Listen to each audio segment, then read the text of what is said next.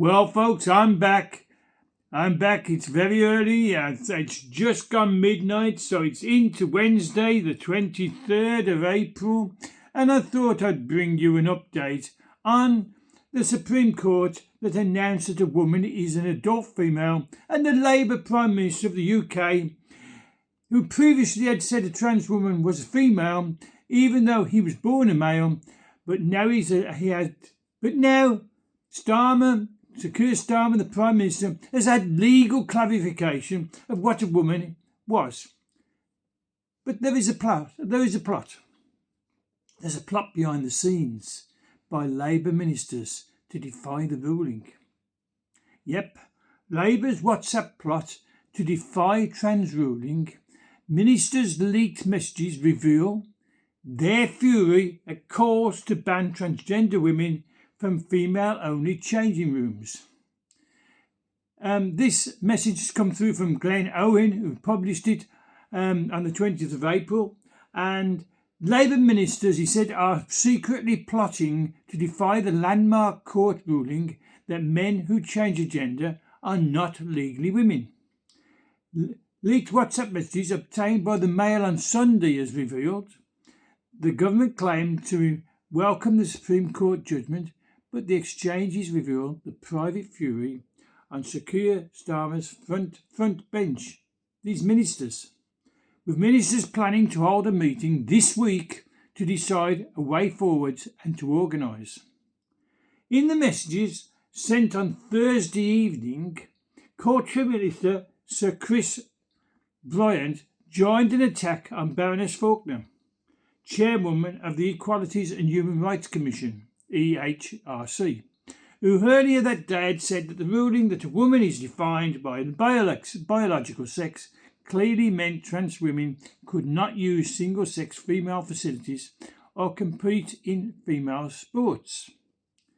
When an MP said that Lady Faulkner's words were pretty appalling, Mr. Bryant wrote, "Agreed." Last night, with the government in turmoil, Tory leader Kevin Badenoch wrote to the Cabinet Secretary, calling for an investigation into a statement by Equalities Minister Bridget Phillipson, who reacted to the judgment by saying, "We have always supported the protection of single-sex spaces based on biological sex."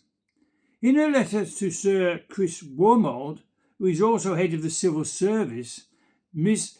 Badenoch argued that it would constitute a false public statement because last June, Ms. Phillips declared that trans women with penises should be able to use single-sex spaces.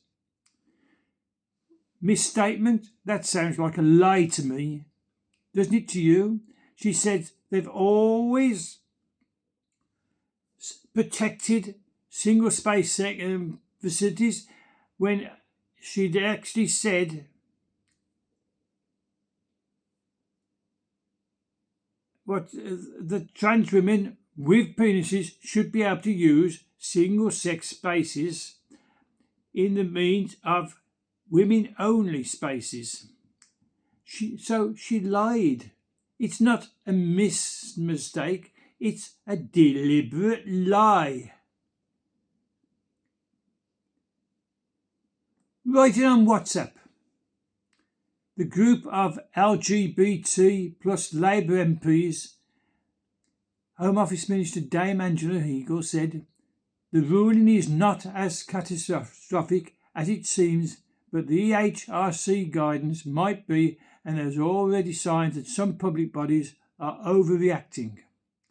A possible reference to the British Transport Police's interim announcement that strip searches of trans women would now done by male officers, not female.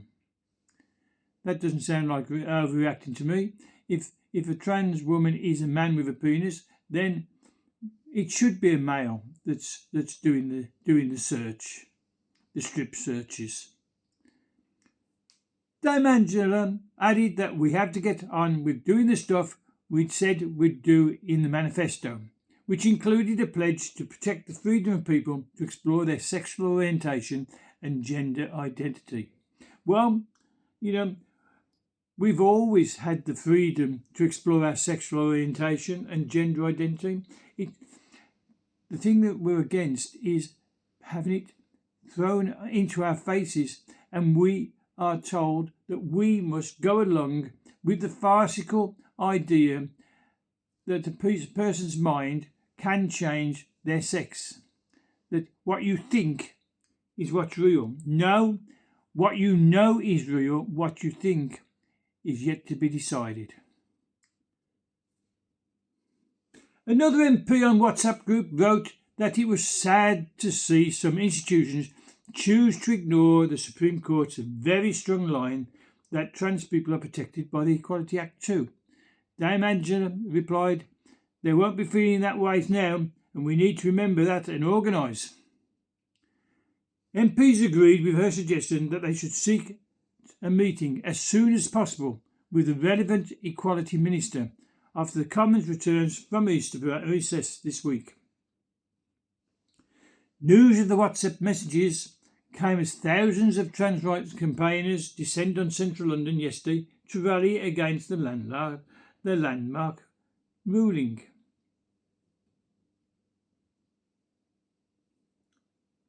It's worrying to me that people upset that a court has decided a man is a man and a woman is a woman. And yet people are campaigning that that's not right. Well, of course it's right! Sorry. It does get to me, these things. It does get to me. The emergency demonstration ended with at least 2 statues in Parliament Square daubed with graffiti, with fag rights and a heart painted on a banner held by suffragist Millicent Fawcett. Trans rights are human rights was also sprayed on the pedestal bearing a memorial to South African military leader Jan Christian Smuts. Now, 2 statues daubed with graffiti is wrong. It's vandalism, and it goes along with the idea of protesting a law that says a man is a man and a woman is a woman. It goes with their mentality. It goes with their mental aberrations. Yesterday, other bodies vowed to challenge the ruling, with teachers voting at a conference in Liverpool to stop schools making knee-jerk changes to their trans policies until the government issues further guidance. Schools should not have been involved in teaching trans rights. Children do not want to be told, should not be told, about trans people and their rights and their demands that we accept a man to be a woman and a woman to be a man. That is a mental aberration that we should not be drawn into. We are not the mentally retarded.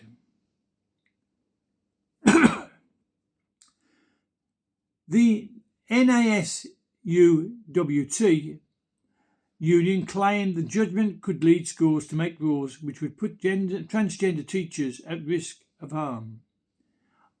Well, I don't think they would be put at risk of being harmed, but why are teachers, male teachers, dressed as women, and why are female teachers dressed as men?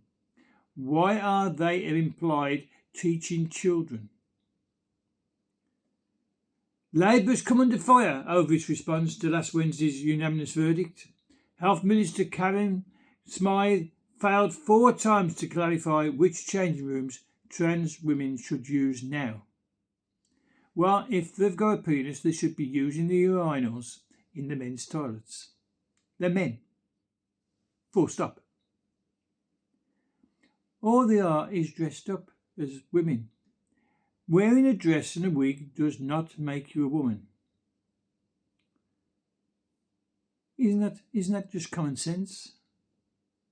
In contrast, Lady Faulkner, who held the ruling for bringing clarity, told the BBC single-sex services like changing rooms must be based on biological sex. Of course they should.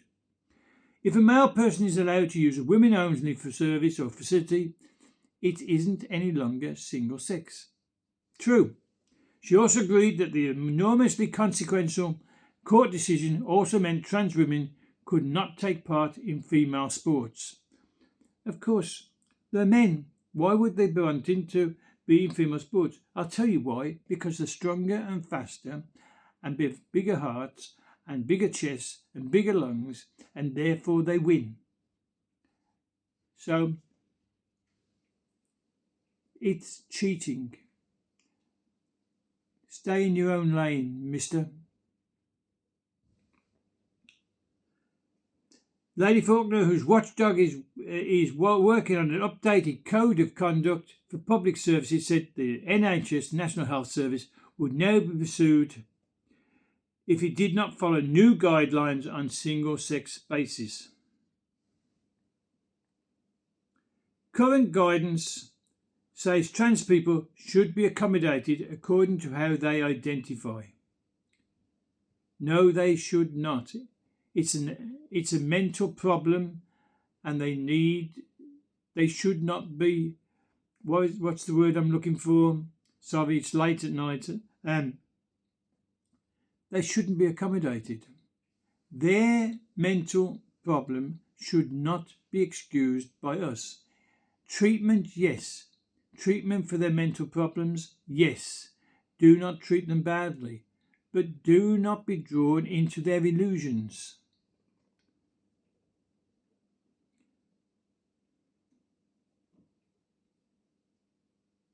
In 2023, Lady Faulkner survived attempts to oust her from her job because of her staunch defence of women's rights, after the Mail exposed claims of an ideologically motivated witch hunt against her. Interviewer on the BBC's Today programme last week, Nick Robinson said her position has brought you extraordinary levels of personal grief, including once being described as a Nazi who wants to dehumanise trans people. No, it's not true. We do not want to dehumanise them. They're still human, but they are severely mentally ill.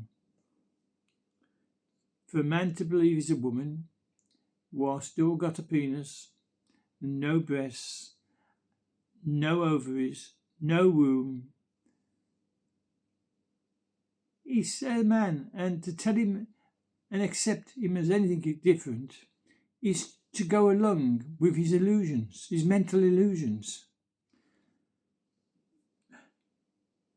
Mims Davis, Shadow Minister for Women and Equalities, said in public Keir Starmer and his cabinet pretended they supported the Supreme Court's judgment, but in private we know Labour are seething, as these texts on WhatsApp prove.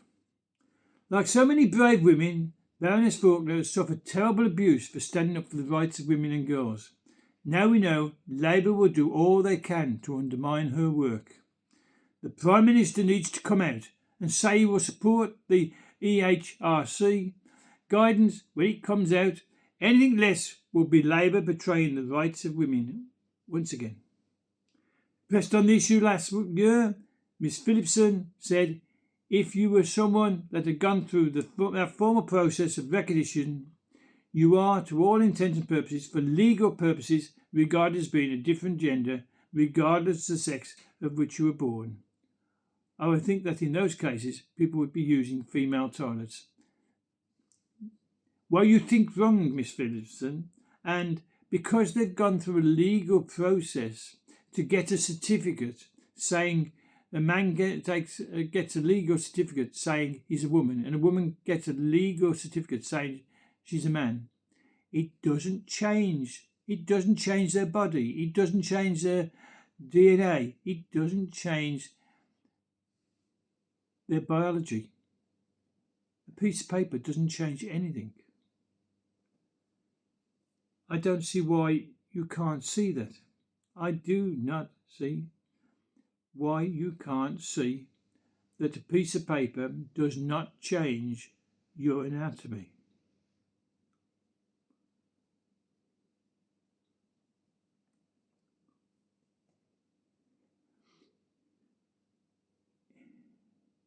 In a letter to Sir Chris about Miss Phillipson's apparent new stance, Ms Badenoch said if ministers or advisors are found to have instructed civil servants to issue misleading material, then there is a clear route to resolve through resignation.